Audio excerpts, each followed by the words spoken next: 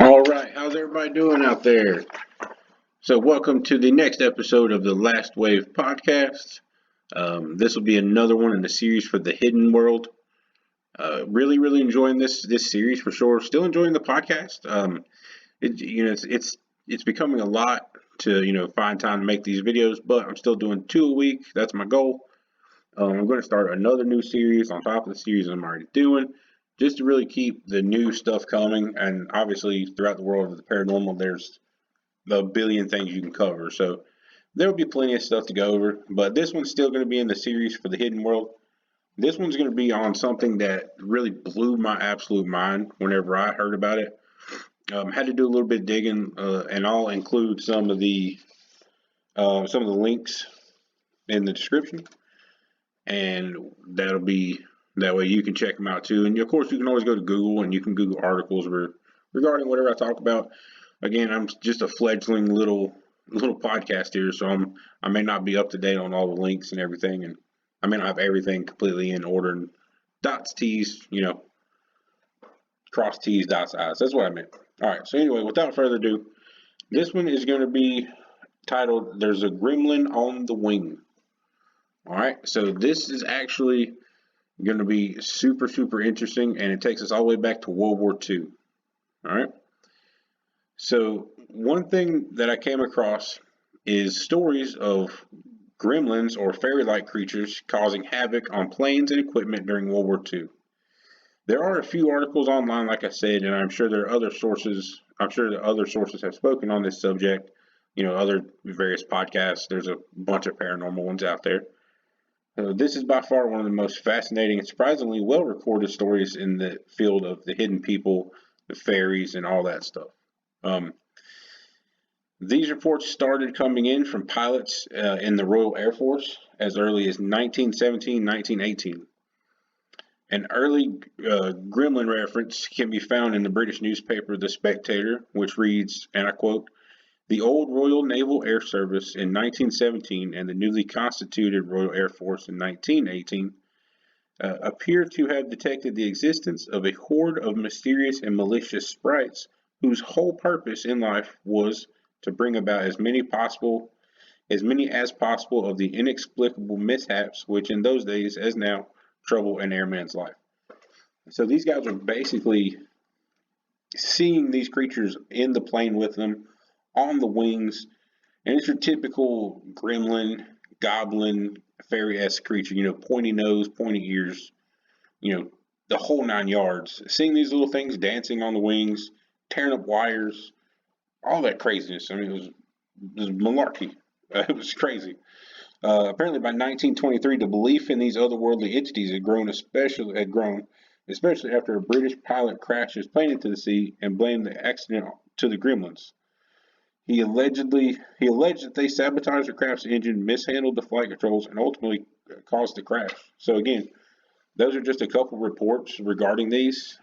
I totally didn't even think about grabbing the pictures, but if you look online, there's actual World War II posters that talk about gremlins, and it even shows little gray creatures, making people hit stuff with their knees or tearing up a plane. It's very well recorded. It really blew my mind how just official this crap was. Like, people basically accepted it. Stories of these little creatures varied in descriptions. Some dressed, some nearly naked, some with wings, scaly skin, owl-like or pointy ears, and big noses.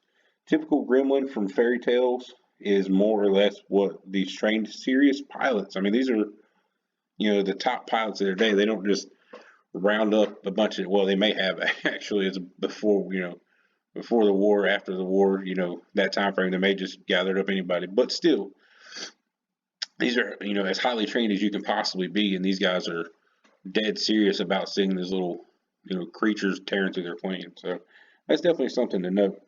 They say these creatures would climb in and out of the ports, in and out of the cockpit, pull out wires, again, like I said, dance on the wings, laugh, and tear the plane to shreds until it finally had to land or crashed.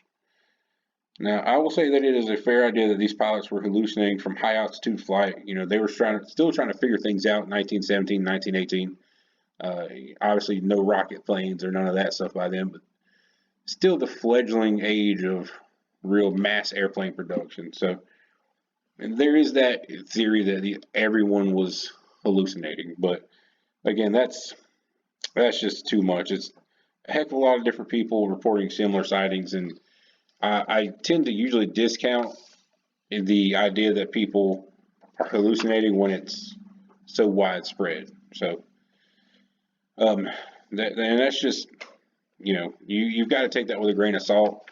These guys are in the air, in dogfights, all that good stuff, and they're saying that they're seeing these creatures. So you're going to believe them or you're not. But that's the reports, and like I said, there's quite a few articles on it about this stuff happening. Hundreds and hundreds of pilots seeing these. So now most people know gremlins from the movie series. Obviously, it's the biggest, the biggest, I don't know what's the word, reflection of modern day gremlins, other than fairy tales. Little furry, cute, sometimes angry, don't feed them past midnight, all that good stuff. However, most people don't know that the author of the original book for Gremlins, Ronald Dahl, who sold the rights for the movie to be made, he was actually an RAF pilot around the time of these sightings. So while they were twisted a little bit for the movie to be cuter, more like Gizmo, imagine the angry ones with the pointy ears and noses. That's what these guys were seeing, and that's how he got the idea for the book, and eventually sold the movie rights. So you can literally take what you see in the movie as a visual description, maybe probably a little bit bigger. I don't imagine that they were quite that size. That just seems, well, I mean, they were only maybe a foot tall in the movie. Either way, that's basically a visual description of what these guys were seeing, messing with their planes, climbing in and out of portholes, tearing out wires. I mean, messing with the flaps.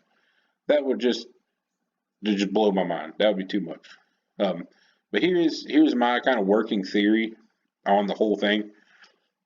We know that the hidden people often seem localized to areas, um, hills, mountains, fields, fairy forts. There's all kinds of stuff, like we talked about in the last episode, where the elves some are hidden in the mountains and things of that nature.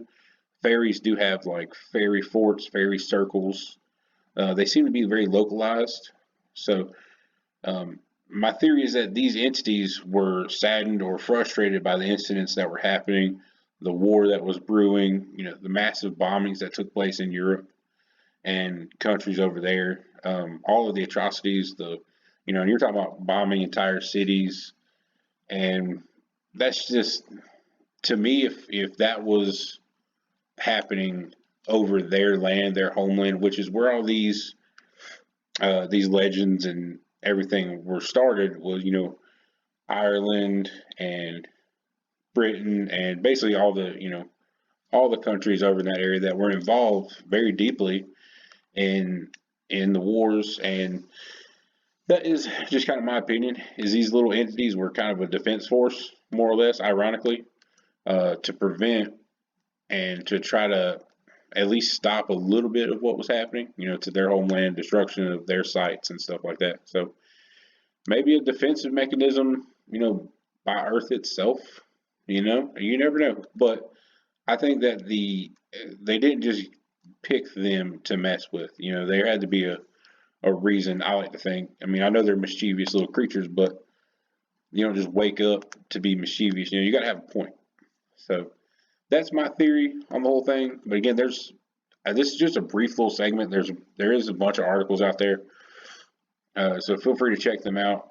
Read all about it, because again, and check out some of the some of the photos of the actual posters from World War II that were made. I would love to have one of those hanging up. But, you got little gremlins holding up pipes and people tripping over them. It's pretty outstanding, and it kind of blew my mind that I didn't know about this until like a year ago. I mean, I love World War II, obviously love paranormal, and this this just never crossed my path, never came up in anything. So it's still fascinating to me that this even happened and it's reported as much as it was. But anyway, that's all I got for you today. That's something to think about next time you're on a plane. Just keep an eye out. Maybe sit near the window, check the wings. You never know what you might see. But thanks for listening, and click the like button if you can. Subscribe if you haven't already. Again, I'll be trying to put out 2 or 3 of these a week. Might be a little slow right now, but once we get going, then I'll be, again, putting out at least 2 or 3 a week for now, maybe more later. I already have the next 4 or 5 episodes, topics typed up and ready to go. So we're still pushing. Again, I thank you for listening. If you made it this far, really thank you so much. You have no idea what it means to me. And we'll catch you next time.